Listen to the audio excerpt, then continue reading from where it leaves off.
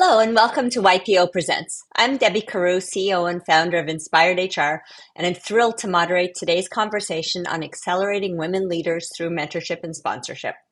The underrepresentation of women in leadership remains a global challenge. Despite progress, women still hold less than 30% of senior leadership roles worldwide, and in some industries, it's much lower than that. So how do we change that? How do we create leadership pipelines to ensure more women reach top positions? Today, I'm joined by two extraordinary leaders, Zoe Cunningham and Bukola Smith. Today, we'll explore strategies for designing impactful mentorship and sponsorship programs, fostering male allyship, and rethinking leadership development to accelerate more women in leadership roles. Welcome, Zoe and Bukola. Welcome. Nice to be here. Thank you. Lovely to be here. Before we dive in, a quick reminder to everyone watching live. You can ask questions by posting them in the comments, and we'll answer as many as we can towards the end of the show. For those who may not know, YPO is a global leadership community of more than 35,000 chief executives from over 150 countries, driven by the shared belief that the world needs better leaders. One of the benefits of being a YPO member is the opportunity to connect with leaders like Zoe and Bukola and have conversations like these where we can engage in idea exchange and lifelong learning around a variety of topics and create deeper relationships through a virtual and global reach. So let's get started. So let's start with you, Zoe. I know you're the director of Softwire and a champion for women in tech. Can you share more about your background and your journey into leadership? Sure. So I call myself like a lifelong technologist. I did a mathematics degree, and then I went straight from that. My first job was as a computer programmer. And I've actually worked for the same organization ever since I joined back in 2000. And the reason for that is that so Softwire has been growing. And that's allowed me to grow my career and develop my skills alongside the company. So it was natural to move into project management and project delivery and program delivery, and then right up to running the company. Fantastic. It's not very often that we hear today that people stay with the same company for such a long time. So I love hearing stories like that. And Bukola, as CEO of SSDH, Merchant Bank Limited, you've had groundbreaking initiatives in finance. Can you tell us about your journey and your experience? Thank you, Debbie. And unlike Zoe, I haven't worked in the same organization for as long. But as CEO of FSDH, I've worked in banks in Nigeria for close to 30 years. So I've worked in 3-4 institutions over this period. For me, I started off being an accountant, a chartered accountant. I studied economics at the university. I've always known that I wanted to work in banking. So banking and finance has always been my portion, my preference. And I guess because I had mentors from early stage, my mom was one of my major mentors, and she also was a banker. So I wanted to be like her. And going in my career, I've had opportunity to be mentored and sponsored. So I'm really happy to be talking about that today. I've worked in my view, all areas of banking, and I've been exposed to a lot of experiences that have shaped me over the last number of years. So it's been a journey that I have thoroughly enjoyed, and it's now being capped by me being CEO, able to implement the strategies and the knowledge that I have imbibed over the last number of years. At FSDH, we have a number of women, and I think that we have been able to put in place some schemes, to help support women and the underrepresented in the organization. So I'm very happy to be having this conversation today. Fantastic. And I'm just so excited to have you both there. Women in finance, women in tech, like what could be better for our conversation today?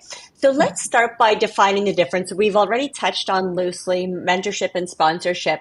They're often used interchangeably. I view them as very different. But let's start with you, Zoe. From your experience, can you break down the difference between mentorship and sponsorship and why both are crucial for advancing women leaders? Yes, absolutely. In fact, Debbie, I'd quite like to add another category, if that's okay. So I've always thought of it as coaching, mentorship and sponsorship, and it's almost like a scale in terms of how you interact with the person that you're trying to help. So at the coaching end, coaching can be done without necessarily expertise of the area that you're trying to help. It's a process and a way of helping someone examine where they're at. So mentorship can involve aspects of coaching. The difference with a mentor is that a mentor has expertise in a role and an understanding of maybe the landscape or specific knowledge that can help the mentee. So it tends to be someone senior in the same area who has information that they can share. And I think that's the relationship that we're most we've seen most commonly. A sponsor, on the other hand, is someone who is going to promote their sponsee within the organization. So you can sponsor someone without ever speaking with them. It's about what you're saying to other people within the room. Now, for me personally, I mentor a lot of people within Softwire. And for me, sponsorship and mentorship always go hand in hand, because I find once I get to know someone at a mentoring level, I get this real appreciation for the skills they have and what they have to bring. And so it's very natural to sponsor them. But it doesn't have to be that way. And if you have a great mentor who's not in the right position to sponsor you, then it would be a good idea to also look for other sponsors. Absolutely. And that's a great way to break it down. And one of the things that data often shows is that women are over mentored and under sponsored. And I know in Canada, we've got this reputation for never wanting to stick our neck out for people. And women in particular often will put our heads down and work hard. And we don't necessarily either say, look at me, or look at so and so, they deserve a promotion.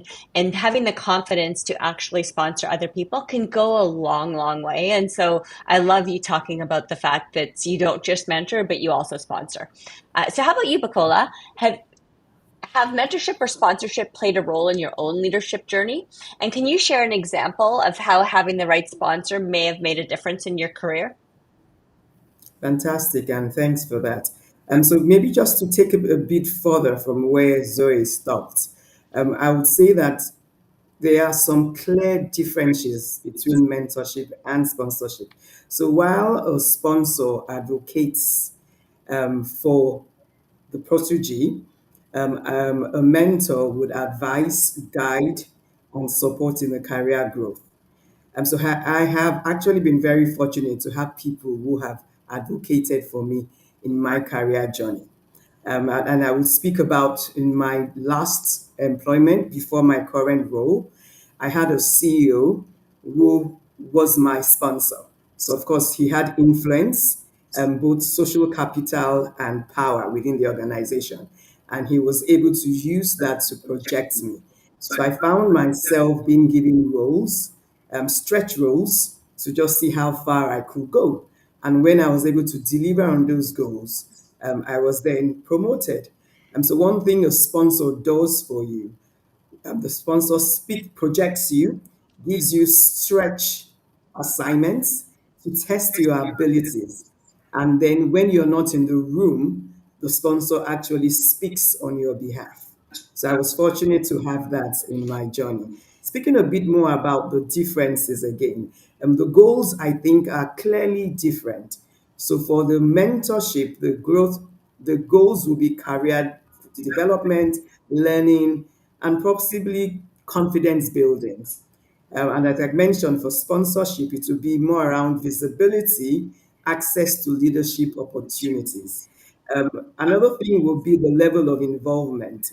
So for mentorship, it will be at developmental stage and could be a bit informal, while the sponsorship will be very, very strategic.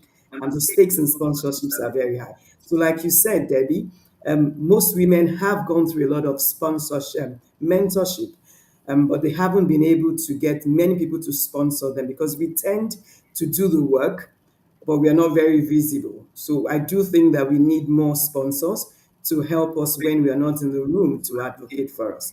And I've been fortunate to have that in my career journey. And I love what you say about sponsorship is often when you're not in the room, because it's very, very true. It's someone often advocating on your behalf. And when you're talking about a promotion or you're talking about a raise or, like you said, a stretch assignment, um, often it's someone when you're not even there that says you need to give this person the chance. And one of the things the Absolutely. data shows again is often when we're looking to hire men, we will hire them. And when I say we, just human beings, again, to generalize data, will hire them based on their potential, whereas women, it's more often based on proven track record. And so this is where Correct. sponsorship becomes critical, is to be able to give more women the chance to take those stretch assignments, to take the next role based on their potential, not just based on proven track record. Yeah. Proven track record. So let's move into talking about that. And I do hate generalizing by gender, but I mean, for the sake of today's conversation, I think this is important. And I think we all understand that there are exceptions to every rule. But let's talk about male Mhm. allyship. So even today, most leaderships are still held by men. And unfortunately, with COVID, the data is actually women have actually stepped back in terms of promotion. And so we've still got a long way to go. This means if we're going to accelerate women into leadership, we need men to be part of the solution. So, what role do male allies play in creating more equitable workplaces? How can organizations encourage more men to step up as sponsors for women? So, Zoe, let's start with you. Well, firstly, I think this follows on really nicely from what we were just discussing, because I feel that, sponsorship sometimes is without someone in the room and perhaps not even necessarily on their behalf, right? I actually sponsor for people I think can do the job. And something I've noticed is that I found it very helpful to speak up for women and push women forwards who perhaps were not pushing themselves forwards. I do think that can perhaps be, I think it's easier for me as a woman to do that. I think perhaps a man telling you what job you want or don't want might be more challenging. But I've certainly found that it's, this kind of active sponsorship is really important. A program we've just gone through at Softwire is a program, that a very broad program around gender allyship. And what I've really enjoyed about this program, and that I think has been particularly successful, is that by framing it as gender allyship and about how we can all advocate for each other, given that we all have different gender roles that are assigned to us by society or that we grow into because of society, it gives everyone a stake in the conversation. And I do think it's important that, and again, for me, this is an important part of my sponsorship. I don't want to promote women just for the sake of having women in Mhm. roles and ticking a box.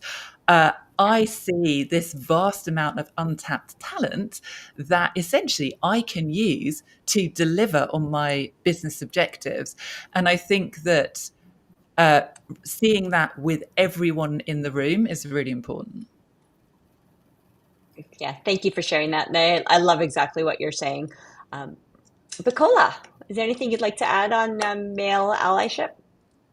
I think Zoe has done a good job on that. But just to add that sometimes we women, we forget to even bring the men in when we're having conversations.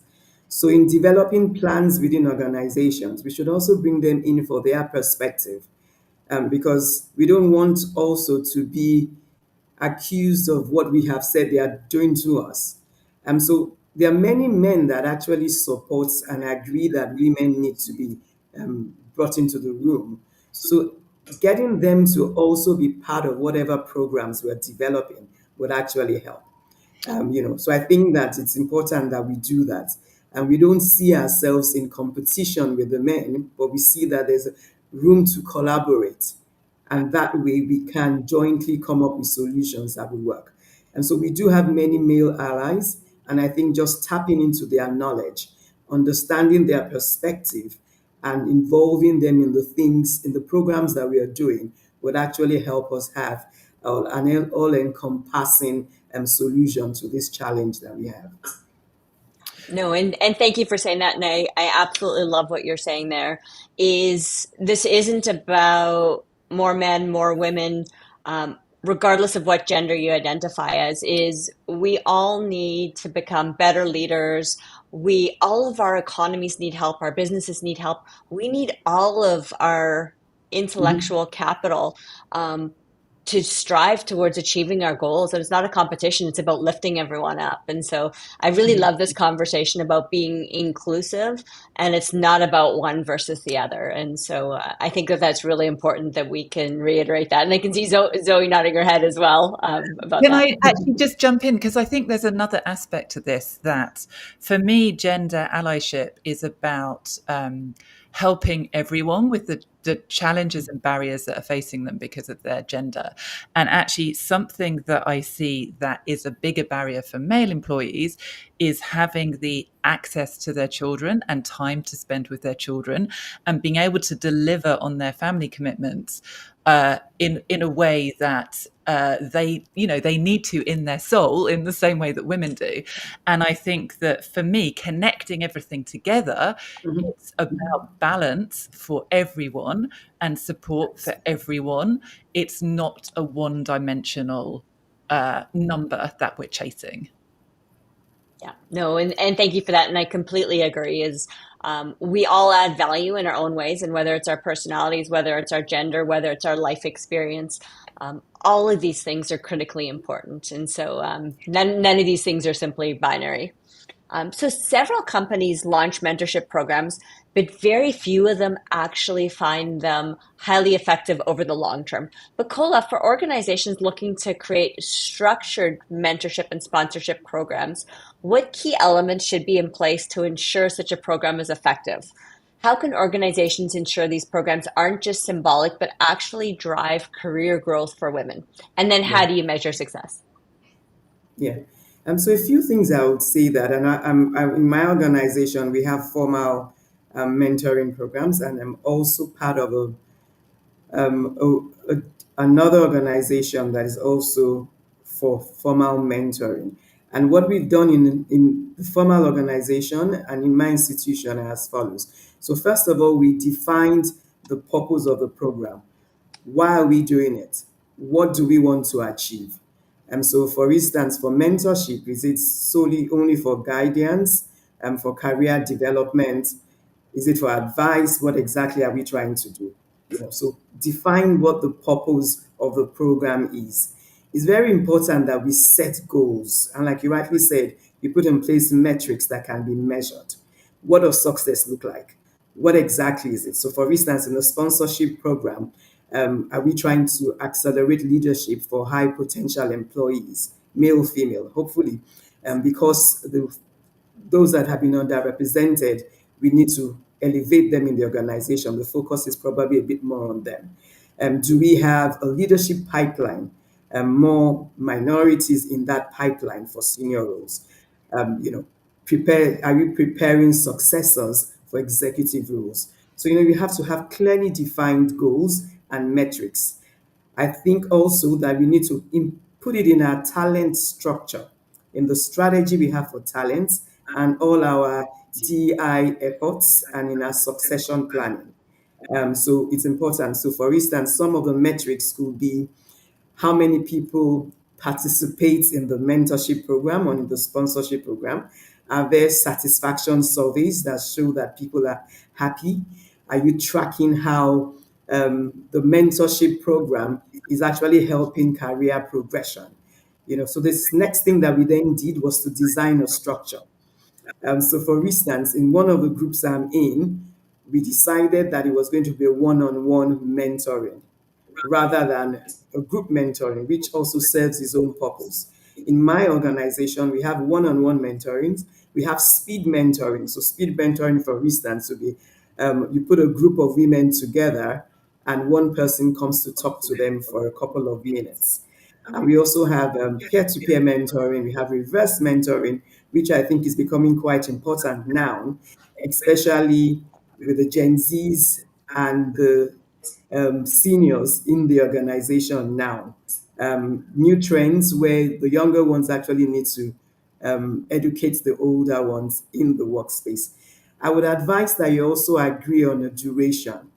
And I would advise that for a mentorship program, for instance, 6 months to 1 year, constant reassessing and looking to see what the outcomes, the results are. And we also need to decide on the matching process. How are you going to pair mentors and mentees? How are you going to pair sponsors with their proteges? That has to be clear. Would it be self-matching with guidance? Are you going to be using algorithms to do this? But it's all very important that the matching process is specified and people understand how that is done. We also need to identify and select the participants. Um, for a sponsorship program, of course, most of the time it will be seniors or executives who have influence within the organization that will then be the ones mentoring. Influence and power is extremely critical in a sponsorship program. And of course, when you're considering the proteges, they have to be high performing, high potential employees that are not very good and are not high performing shouldn't be in a sponsorship program. We also need to provide resources and tools for them. So in one of the ones and groups I'm in, we have a mentoring handbook and a guide, which helps to set the standards and is a template for exactly what it is that the mentor and the mentee should be doing, and also the sponsor and the protege should be doing. It's very important that you establish accountability, ensure that all parties involved in this are thoroughly engaged. And they should provide reports, check in occasionally, ensure that objectives are being met. You don't want a situation where a mentor gives his or her time and the mentee is not taking things seriously. That's not going to be acceptable. So accountability is very important. We also need to review and evaluate the program on a frequency and see if you need to make amendments to the program. So midterm checks to ensure things are going on well. And at the end of it, I would advise that you have an end of program survey, so that you can assess the outcomes. And these things and with the metrics that are set in place, I believe would help you have a program that you can continue to review and update from the learnings from previous sessions. So this is how we've done it in one or two other places, and I believe that if we do this way, we will be able to at least be successful at what it is that we've done. Excellent. It sounds like you have quite a robust program. I'm just going to double down on a couple of things that you said. First of all, I just want to highlight is there's a big difference between a mentorship program and performance management. And so, like you said, is mentorship is to help people advance in their careers, to get better at their roles, to learn and to grow. Performance management is something that's completely different. If people are underperforming, performance management is not necessarily the same as mentorship. I love that you said reverse mentoring is I know even for myself, who I think I'm quite tech savvy, I can tell you the amount of times now that I have to ask either our younger workers or even my children for help with different things around Absolutely. technology and AI and sort of keeping up. That reverse mentoring is becoming more and more important as tech Mhm. just continues to go faster and faster along the flywheel. Correct. Um, the other thing is opting into mentorship. Mentorship can't be forced upon people. And I love the idea that you make it aspirational and allowing people to opt into mentorship. If anyone feels like they have to go into a mentorship program, I think we've missed the mark there. And then the last thing is I encourage everyone that's listening to think about is in order for mentorships to grow and to flourish, we need to celebrate the successes of people that were Mhm. mentored and got promotions and did well in their careers. And so, really celebrating those successes, I think, is really important. So, Zoe, let's take this a step further. How can businesses foster a culture of sponsorship so women leaders have advocates at every stage of their careers? Yeah, so I think this with a lot of these questions, it's hard and it's easy. It's like it depends which way you look at it. So I think that all culture change is led from the top. and that if you have a CEO who this is not on their agenda and not on what they're driving for, it's very tough to make changes. And I certainly feel that as a leader, whether you are the person at the top or you're someone at a mid-level who is wanting to make a change within the organization, you have to start with where you are and role modeling the behaviors at the level that you're at. So making sure that you are actively sponsoring female or underrepresented employees, and you're creating those opportunities. And like you both just said, you are communicating this and you're shouting about the successes, so that everyone knows what's possible and what success looks like. Excellent. Thank you. And I love the fact that you said we sort of need to call out sponsorship and encourage and tap our senior leaders on the shoulder and just say, if you see great talent out there, like speak up about it. Like let us know who the rising stars are in our organizations.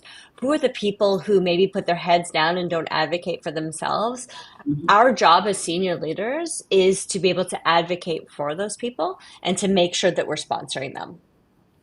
Just a reminder to everyone that's online with us today, please keep the questions coming in. We want to make sure that we get to all of them in the remaining time that we have together today. So now let's move to breaking barriers, rethinking leadership development for women. So we often hear this concept about the broken rung in leadership where women are overlooked for early promotions, making it harder and harder for them to reach the top. The numbers that I've seen in the data is at every level that people go up in the organization, 10% less women get promoted. And so if you do the math as you get further and further along, that's how we get from more than half of college graduates being female to, give or take, depending where you live in the world, the CEO level being 10% female. And so that broken rung is that critical rung is how do we stop that from happening? So let's start with Bukola. What strategies can organizations adopt to ensure women are being promoted and developed at the same rate as men? And what structural changes can businesses implement to make sure leadership is more inclusive? Thanks. Interesting question that is. I think the first thing is to even promote have track the promotion data by gender. Sometimes, and this is something that I haven't even deliberately done in my organization, but I've started looking at the data and seeing that are we really tracking when we're promoting people? Are we really tracking that, um, you know, percentage of the female that are being promoted versus the male? But one thing I think that is important, even understanding that data, analyzing it, and understanding why women are dropping off. I did do a survey, a research work a few years ago, also in banking, and it was titled "Why Women Drop Off at Mid-Level of Their Career."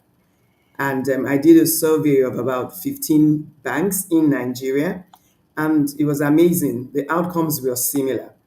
So mid-level career are women because either they are going through just gotten married, just had children, and have to be primary caregivers. It enables them, makes them drop off at that point in time. And so then ensuring that we put in things that would help women stay in so that they do not drop off at that time. Because first of all, even before you can talk about promoting them at the same level as men, there has to be women at that category. So we need to ensure that women stay in the workforce during that period. There are also a lot of biases, that are put into promotion. So, for instance, a woman comes back from maternity leave and she's discounted because she had taken time off work. And because her own time of work is longer than the man for paternity leave, it then affects her career progression. So we need to support women, in their career through various life transitions. And I think that if we do that, it will help women. I think COVID has helped us significantly. Flexible work life is now a part of our lives without stigma. And we should continue to encourage that. And it helps women and some men also be able to stay within their careers despite the challenges that they might have. So I believe that if we do a few of these things, we normalize talking about these gaps within the organizations, and we are jointly looking at solutions, it will actually help to ensure that women are also elevated at the same level and rate as which men are. No, and thank you for sharing that. And I love what you actually said about having all of our leaders normalize what it's like to have a family and to celebrate that. And often, what we'll do with executive teams is we will encourage the male leaders to talk about if they leave work early to go and look at a school play or for baseball practice, and to really also talk about their life outside of the workplace. And so, like you said, just to really be able to normalize that we all have full lives and we're not just workers, right? There's more to us. And that whole concept of whether it's a hybrid work environment, work from home, return to the office, there's definitely implications there as well. So, thank you for bringing it up. Zoe, did you have anything to add in terms of how we make sure that we're promoting women at the same rate as men and how we're developing women at the same rate as men? Yeah, well, I think it's a really important part of the conversation because for a long time, the discussion was around diversity in hiring, and that's part of the solution. But actually, there's three places that you need parity in order to have a diverse workforce. You need parity in hiring and equity and equality in hiring. Then, as you say, you need to promote people at the same rates. And then you need to not have people leaving in disproportionate numbers. So these three things are all three parts of the same triangle, right? To the workforce that you have working for you at any time. I think that the thing I'd like to add to what's been discussed already is to not just, I think it's really easy to come at something in a corrective, with a kind of corrective attitude and saying, this is how it works. Women are doing things differently. So we need to fix women so that they do things in the same way that they've always been done. And there's obviously a lot of merit in that. And there's progress that we can make. I think we're missing a trick though, because actually, there are opportunities where things are done differently. There are opportunities as well as challenges. And actually saying, if women take time out of the workforce, what are the opportunities when they return to the workforce? So we run training courses for women career switchers who are coming back to the workforce after having a family and maybe looking to do something new or to expand their skills beyond what they were doing before they went on maternity leave. So that's the first kind of lever that you have to change things using what's there already. And the other thing that I am personally a huge fan of, and it really warms my heart every time I see someone doing it, is that their parenting is the hardest job in the world. And that means that everyone who is a parent and an active parent, they're learning skills that are incredibly valuable cross-functional skills. And I prefer to coach women returning from maternity leave to say, what have you learned? Rather than saying, what have you missed?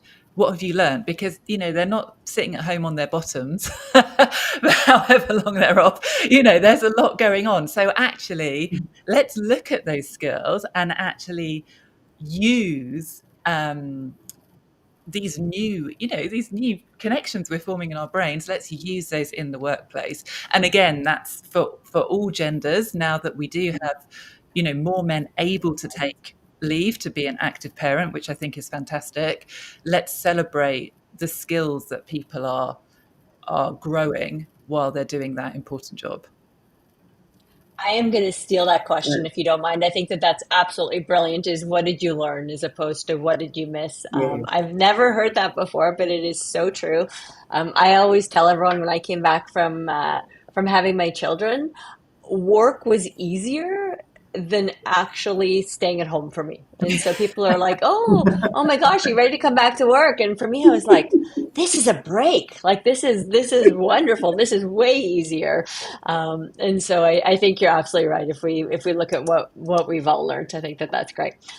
Let's pivot a little bit as Debbie, if I we're. may join in, Yep, jump please in, do. Debbie, sorry. Yeah, And no, just please to do. thank Zoe for bringing that up. I'm going to steal that also. I think it's so critical how we manage the women and men when they come back, their return to work. I think that's an area that I will definitely take on and incorporate that into the things that we do in my workplace. I think it's really so critical. I think we make assumptions that they will just come in and fit in, but we need to then have a program of some sort to help them integrate back to work. So thanks for sharing that. And to speak a bit on the structural changes you said businesses can implement, I think there is a need for us to redesign leadership criteria, um, to reflect inclusive values. So we need to look at how we collaborate more. We talked about that. How we build inclusive leadership behaviors into our development expectations, and and just change how we view success. Competency-based frameworks are things that we need to then find ways to continue to incorporate into the way we do things. And I think that if we look at leadership differently from how we look at it now, to it being a lot more reflective, and that would also help, in bringing everyone into this whole thing. So just thought to add that to the conversation. Yeah, I'm glad that you added that, and that actually made me think of one more thing that we haven't talked about is we talk about making sure that women are promoted at the same rate as men and that we don't have unconscious bias get in the way, is data matters and systems matter. And Mm, so, one of the things that we see organizations that are really strong at doing is when they look at performance appraisal scores that are often linked to salary increases and promotions, is we actually look at the percentage, whether it's by gender, whether it's by any other equity seeking mhm, diversity metric, is what percentage of people are receiving which score, just to make sure that we don't have unconscious bias. Like we mhm, have an organization where we find that 80% of women have achieved or exceeds expectations on their performance appraisal, and men only have 20%. Then you've got unconscious bias the other way. And so often data can make sure that our practices are sound and that we don't have bias either way. And so systems yes. can be really helpful as well. And it just opens our eyes to make sure that we don't have bias, because as human beings, naturally we do. And once we're aware, I like to think that we correct the bias right away. And that just helps us be stronger organizations. So let's talk about one of my favorite topics is we have so many generations in the workplace today. And I don't know if it's the generations are that different or if it's the way that we like to categorize them or if it's because people are working longer. But I mean, we've got Gen Z, we've got millennials, we've got Gen X, we've got baby boomers. In some case, we've even got CEOs that are what we call traditionalists that just don't ever want to retire. And so we have all these different generations in the workplace, and they have different work styles and different beliefs. And quite frankly, the world has changed dramatically, and different parts of the world are very different. I was recently in Saudi talking to a number of young women in the workforce, and just how excited they were to be taking on meaningful leadership positions because they didn't believe the generation before that this would be possible for them. And that's just one example. We have countries all over the world where we're seeing more and more women step into leadership that maybe there are multiple generations before. And so, how do we think about generations in the workplace and building pipelines in these different things? And so, let's start with either of you, who'd ever like to jump in, is how do we think about these different generations in the workplace? And what advice do you have for those younger women that are seeking mentors and sponsors? Lots of questions in there, but who'd like to jump in? I'd love to talk about this. I'd really love to talk about it because I love young people. And there were quite a few, viral videos a few years back talking about the entitlement of millennials and that millennials want to rock up to the workplace and have everything done for them. That could not be further from my experience of young people entering the workforce now. I come into contact daily with really committed, switched on, driven and competent, and also caring about the wider world. This is what I see in young people. And I think that it's important to make use of this, and that there's a very obvious reason why it's challenging to make use of this. And that's because young people entering the workforce will not be in the leadership positions because they don't have the experience, they don't have the wisdom, they don't have, they haven't built their way up. It's perfectly natural. The challenge is that you, by definition, have less of a voice at that level. So something we have always focused on at Softwire, we have a very young workforce. Because we believe in training, we believe in hiring for potential and helping people on that, realize that potential within Softwire. So we have a very young workforce, and it's important that their views are heard, and not just heard, by which I mean properly considered. So it's not just a case of saying, here's a box, write your opinion on it, great, job done, now no one will ever listen. Actually taking the time to say, well, what has changed? Actually, is this a new view that is now relevant? Is it a new way of doing things that no one's ever thought of before? Making sure that information and input is fed into your systems, because I truly believe if we listen to young people and we work with young people, younger generations and people coming into the workforce, we can take the power of that and take the power of, like you said, Debbie, changing society, and we can benefit from that within our organizations. If we hire young people and tell them that they need to do everything exactly how we do it already, we're wasting that opportunity. I love that you said that, and you're absolutely right. Is the more that I travel, the more that I see that there's so many countries, particularly developing nations, where they have more and more people in leadership roles, which just fosters so much innovation. And they have the mentors, and they have the sponsors, and they have the wise people with decades and decades of experience, but they also value that youth and the excitement and that's where I do believe we get so much innovation, and Yeah. we just need to recognize it all. So I'm so glad that you brought that up. Bukola, anything you wanted to add here before I go to an audience question next? Yes, just to add that in my organization, like you rightly described, we have at least three of the groupings in there, and we've learned and we are learning to work with them, because we do see that each category, each generation brings their own value. So when I look at the Gen Zs, they are purpose driven, very technical, very digital natives, and they are bold.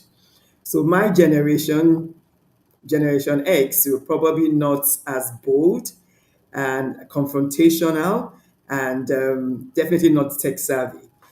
So they actually bring in that value. So millennials, on the other hand, I find them quite collaborative and focus on impact.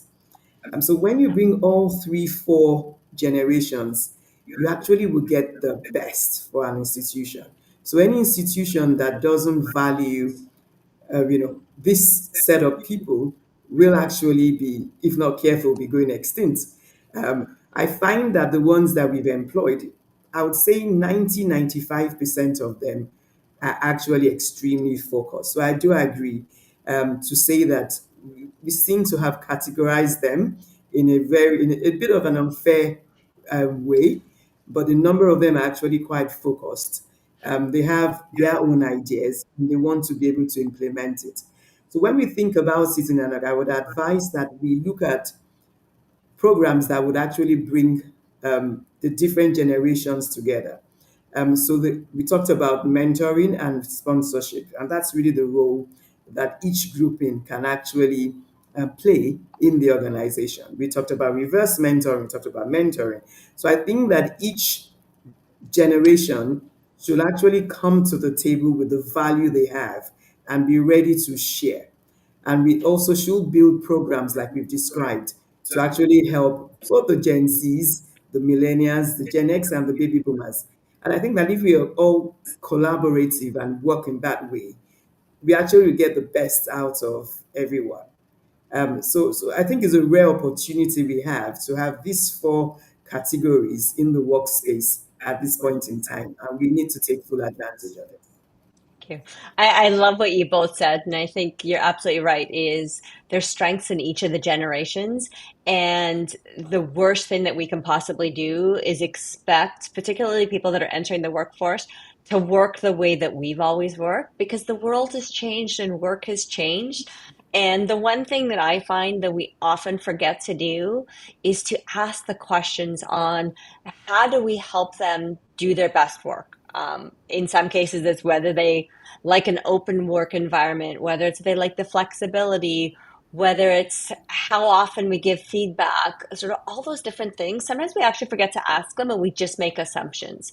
So we have lots of questions here to get to. So I'm just going to do almost like a speed round. We've got a couple minutes, but I do want to get through quite a few questions here. So the first one I'm going to ask both of you, and we'll start with Zoe, is what is the most powerful thing a mentor or sponsor has ever said to you? So there's different ways that things that people have said to me that were powerful. I find the most impactful have been something that challenges my beliefs and my opinions, and the most powerful of all, something that challenges my opinion about myself. And I actually went. I worked with a coach who I was struggling. I was a new CEO. I was struggling. I felt that I was failing in many ways. And I went to this coach and I said, okay, I'm failing in this way, in this way, in this way. And worst of all, I'm so negative. I should be more positive. Like, why am I listing off all these failures? That's another failure to add to the list. And she just sat very quietly and said, it doesn't sound to me like you've got much support. And it blew me away, because support, the whole basis of what I was sharing with her was, I've got to do all this on my own. And I genuinely think that's one of the most impactful things that anyone's ever said to me. Thank you for sharing. Yeah, support is critical, the right support, and making sure that we have it. Bukola. Yes. And this is something that keeps coming back and reminds me. So, my sponsor, one of my sponsors, had said to me that you have more value than you know you have. And that keeps ringing the bell. It said to me that your potentials are great, you're valuable, but you don't seem to fully understand your value. So what it meant was I had underestimated myself, and he felt that look, he knew that look, there's more to you, and that helped me in my journey.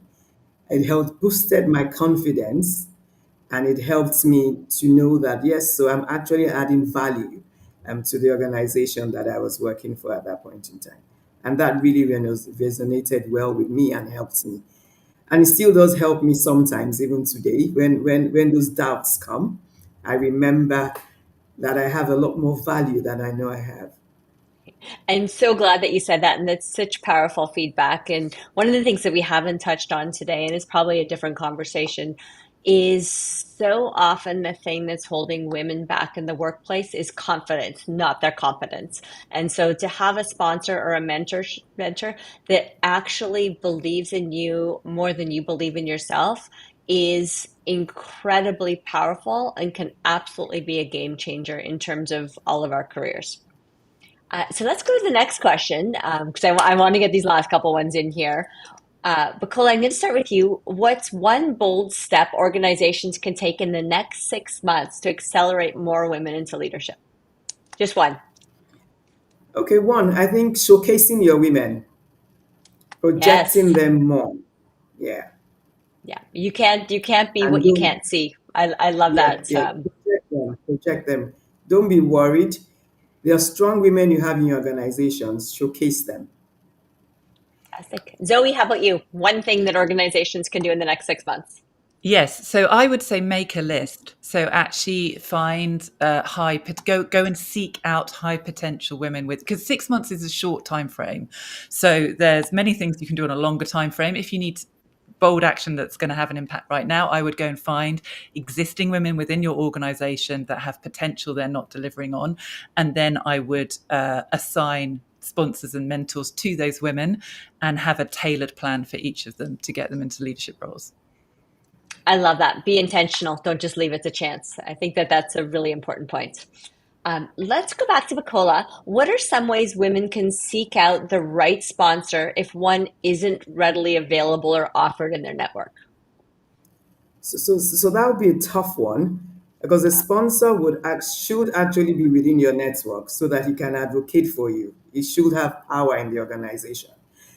So I would say try and find someone whose values, whose ethos are similar to yours, and see if they can help project you. I'm not sure you would have.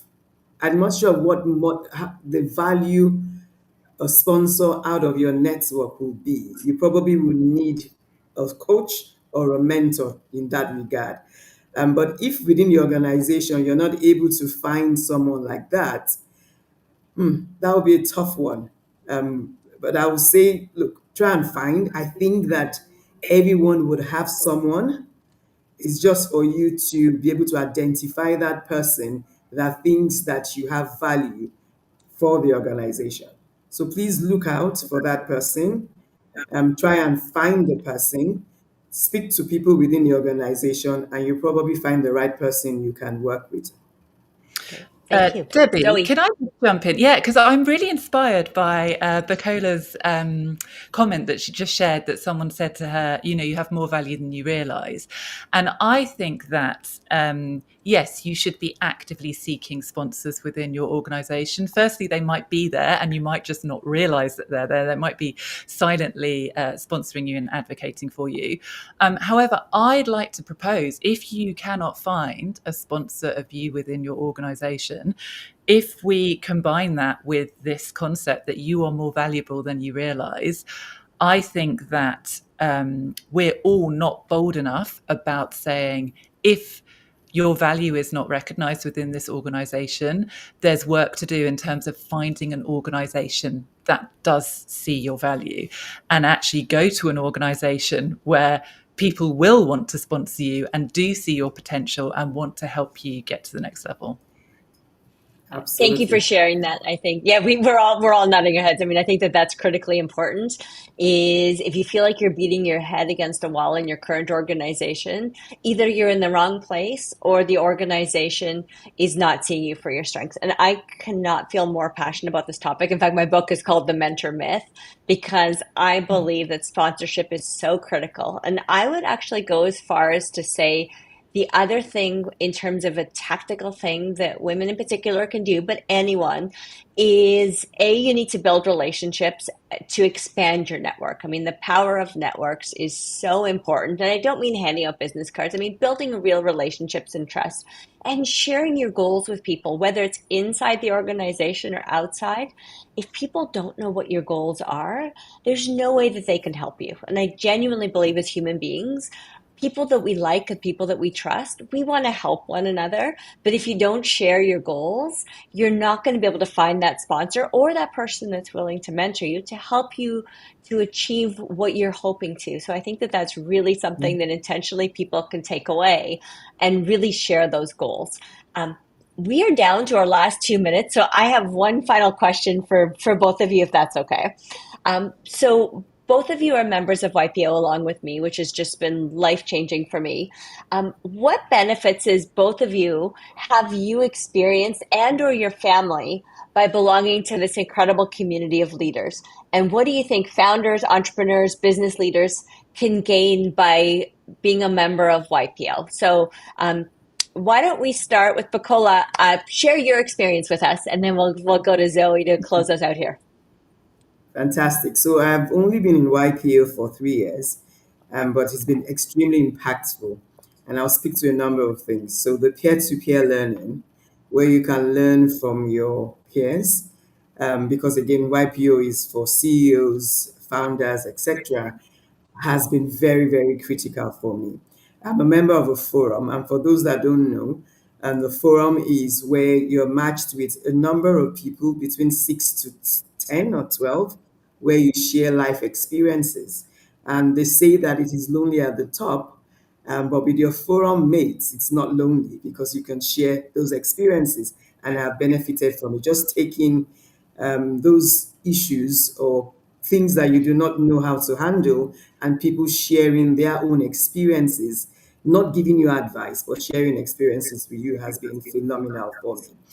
There are many, many opportunities for learning. There are many opportunities for networking, many opportunities for study. You know, I would also like to speak to the family part of it. So my husband is a spouse member, but he's also actively engaged. And so I found also that because there are spouse events, there are forums for spouses, he's also been able to benefit from that. I have 3 children. Two of them are in the YNG, which is the next generation of YPO. And they found it also very engaging for them. So peer-to-peer learnings for them also, developing their own various skills has been extremely valuable for them. One thing I really enjoy about YPO is the fact that it is all encompassing. It's not only for me, it's for every member of my family.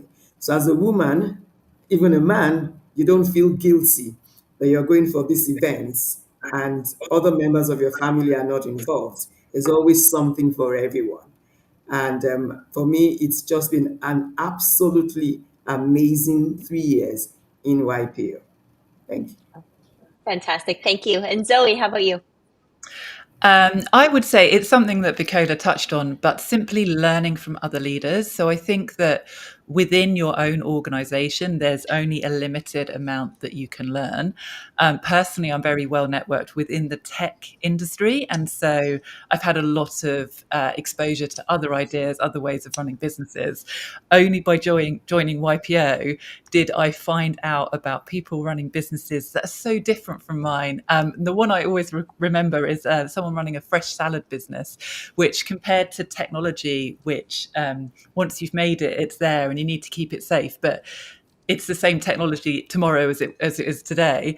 The idea of having to ship something like salad, which by tomorrow it's no good anymore.